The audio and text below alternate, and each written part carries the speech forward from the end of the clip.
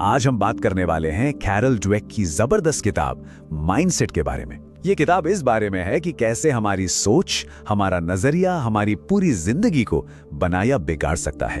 तो चलिए सीधे मुद्दे पर आते हैं। चलिए एक सवाल से शुरू करते हैं। कभी सोचा है जब हम किसी चीज में फेल हो जाते हैं तो कैसा लगता है? दिमाग में क्या चलता है? क्या ऐसा लगता है कि सब खत्म हो गया, या फिर ये लगता है कि चलो कुछ नया सीखने को मिला? पता है, इसी एक जवाब में ना बहुत कुछ छुपा है। ये पूरी बात एक दिलचस्प एक्सपेरिमेंट से शुरू हुई। रिसर्चर कैरल ड्वेक ने कुछ स्टूडेंट्स को पजल सॉल्व करने को दिए। शुरू में तो पजल्स काफी आसान थे, लेकिन फिर वो इतने मुश्किल होते गए कि उन्हें सॉल्व करना लगभग नामुमकिन था। अब ड्वेक असल में ये देखना चाहती थी कि जब ये स्टूडेंट्स फेल होंगे तो उनका रिएक्शन क्या होगा।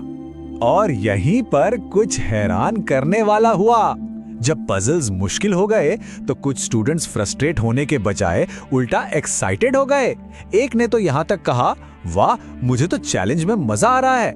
मतलब वो मुश्किलों को देखकर घबराए नहीं, बल्कि उसे खेल की तरह देखने लगे। और बस यहीं से दो अलग अलग तरह की सोच का आइडिया सामने आया। तो ये जो रिएक्शन में फर्क था, ये क्या बताता है? असल में कुछ लोगों के लिए ना कोई भी मुश्किल चीज उनकी काबिलियत पर एक सवालिया निशान की तरह होती है, एक जजमेंट की तरह। और वहीं दूसरों के लिए ये सीखने का, खुद को बेहतर बनाने का एक मौका होता है, एक चैलेंज। और यकीन मानिए, बस यही छोटा सा फर्क ही सब कुछ तय कर देता है। तो पहली सोच है फिक्स्ड माइंडसेट। जैसा कि नाम से ही पता चल रहा है, इस सोच वाले लोग मानते हैं कि उनका टैलेंट, उनकी इंटेलिजेंस, सब कुछ फिक्स्ड है। मतलब जन्म से जितना मिल गया बस उतना ही, इससे बदला नहीं जा सकता। इसलिए उनकी पूरी जिंदगी बस ये साबित करने में निकल जाती है कि वो कितने स्मार्ट हैं, कितने टैलेंटेड हैं। और फिर आती है दूसरी सोच, ग्रोथ माइंडसेट। ये लोग मानते हैं कि दिमाग और टैलेंट तो सिर्फ एक स्टार्टिंग पॉइंट है, शुरुआत है। असली चीज है मेहनत, लगन और सीखने की चाहत। इनके जरिए किसी भी स्किल को, किसी भी काबिलियत को बेहतर बनाया जा सकता है। इनका फोकस खुद को साबित करने पर नहीं, बल्कि सीखने और ग्रो करने पर होता है। तो ये सिर्फ दो तरह की सोच नहीं है, ये असल में जीने के दो अलग अलग तरीके हैं, दो अलग अलग दुनियाएं हैं। आप चीजों को कैसे देखते हैं, आपका माइंडसेट क्या है, यही तय करता है कि आप मुश्किलों, मेहनत और दूसरों की सलाह का सामना कैसे करेंगे। और आखिर में यही आपकी जिंदगी की कहानी लिखता है। चलिए इसे और आसान बनाते हैं। देखिए, फिक्स्ड माइंडसेट वाले लोग ना चैलेंज से दूर भागते हैं। क्यों? क्योंकि अगर वो फेल हो गए तो उन्हें लगेगा कि वो स्मार्ट नहीं है। मेहनत करना उन्हें अपनी कमजोरी की निशानी लगता है। और अगर कोई उनकी गलती बताए तो वो उसे दिल पर ले लेते हैं, डिफेंसिव हो जाते हैं। दूसरी तरफ ग्रोथ माइंडसेट वाले, वो तो चैलेंज ढूंढते हैं। उन्हें पता है कि मेहनत से ही कामयाबी मिलेगी, और दूसरों की आलोचना को वो सीखने का एक जरिया मानते हैं। तो ठीक है, ये सब सुनने में तो अच्छा लगता है, लेकिन असल जिंदगी में ये कैसे काम करता है? क्या कामयाबी सच में बस टैलेंट का खेल है? चलिए इसे समझने के लिए कुछ असली दुनिया के एग्जाम्पल्स देखते हैं, स्पोर्ट्स और इनोवेशन की दुनिया से। अक्सर हमारे दिमाग में एक तस्वीर होती है, एक अकेले जीनियस की, जो गैराज में बैठकर दुनिया बदलने वाला आविष्कार कर देता है, जैसे थॉमस एडिसन। पर सच पता है क्या है? एडिसन ने लाइट बल्ब अकेले नहीं बनाया था। उनकी तो पूरी एक इन्वेंशन फैक्ट्री थी, जिसमें बहुत से ट्रेन्ड साइंटिस्ट्स की टीम काम करती थी। उनकी असली ताकत उनका टैलेंट नहीं, बल्कि उनका ग्रोथ माइंडसेट था। हमेशा सीखते रहना, हमेशा कोशिश करते रहना। या फिर माइकल जॉर्डन का एग्जाम्पल लीजिए। आज हम उन्हें बास्केटबॉल का भगवान मानते हैं, लेकिन क्या आप जानते हैं कि शुरू में उन्हें एक नेचुरल या पैदाइशी टैलेंटेड खिलाड़ी नहीं माना जाता था? वो लेजेंड इसलिए बने क्योंकि उन्हें स्पोर्ट्स के इतिहास का सबसे मेहनती एथलीट माना जाता है। वो अपनी कमजोरियों पर घंटों काम करते थे। उनकी महानता का राज उनका टैलेंट नहीं, उनकी जिद थी, उनकी मेहनत थी। अब एक ऐसी कहानी देखते हैं जो हमें सिखाती है कि सिर्फ टैलेंट होना ही काफी नहीं है।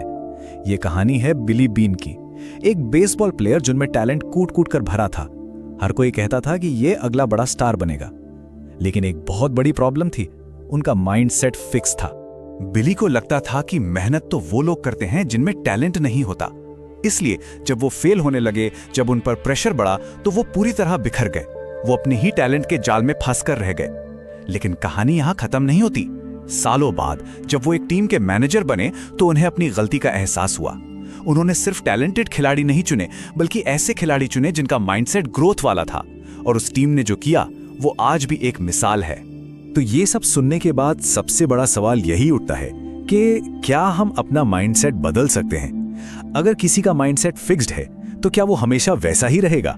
और इसका जवाब है बिल्कुल नहीं, हम इसे बदल सकते हैं। चलिए देखते हैं कैसे। साइंस भी अब ये बात मानती है।